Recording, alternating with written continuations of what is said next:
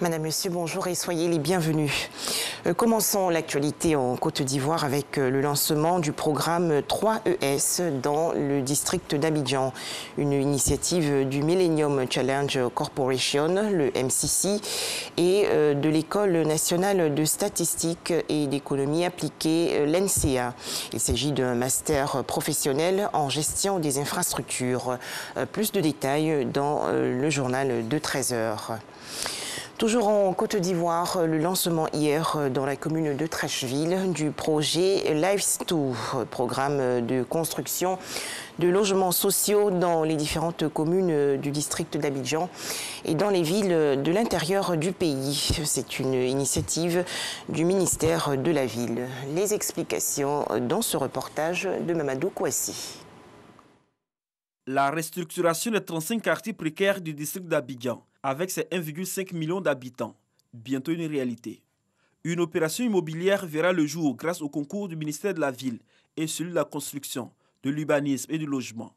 Dénommé Lives2, ce projet consiste en une innovation majeure appelée la pièce de plus, ayant pour vocation de générer une activité commerciale intégrée à l'habitat. Tout un projet de logement abordable et durable. C'est comment déjà arriver à des prix qui sont abordables. Et donc ça, c'est des choses sur lesquelles on s'engage et donc il faut tenir nos objectifs avec le faire travailler avec un maximum d'entreprises ivoiriennes issues du terrain. Un objet, on résout deux problématiques qui est le bien habiter chez soi et puis le travail. Et donc sur cette terre d'entrepreneurs de Côte d'Ivoire, on espère déjà faire des tests et ensuite le démultiplier ensuite. Et nous souhaitons venir développer des quartiers résilients qui sont utiles pour les habitants. Au lancement de ce projet dans la commune de Treichville, les différents intervenants ont indiqué que ces logements sociaux participent à la construction des villes durables en Côte d'Ivoire. Fruit de la coopération franco-ivoirienne, Lives2 vient répondre ainsi aux besoins de la politique de la ville ivoirienne, mais aussi de la politique des logements sociaux. Il s'agit d'un modèle d'habitat décent et abordable, tourné vers l'autonomisation du père ou de la mère de famille à travers un aménagement qui lie habitation et travail. Il vient apporter un élan nouveau à la politique du gouvernement en matière de promotion de villes ivoiriennes inclusives et durables. Le ministre de la Ville, François Albert Amicha, a signifié que ce projet va toucher toutes les villes de l'intérieur du pays.